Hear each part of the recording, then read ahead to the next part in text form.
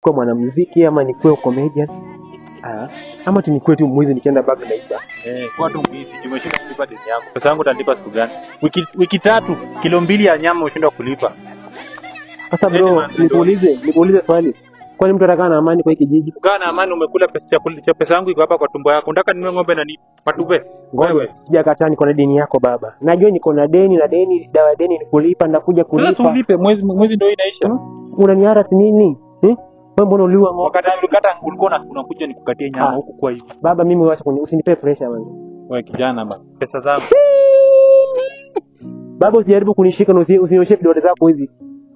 Mimi ni mwanaume sawa? Sasa jueni mwanaume kwa nini? Sikiza. Ukijisikia kuja na familia yenu, kuja na kila kitu ya kwenu yote, mimi huwezi nitishia. God have mercy upon us. Iko sawa.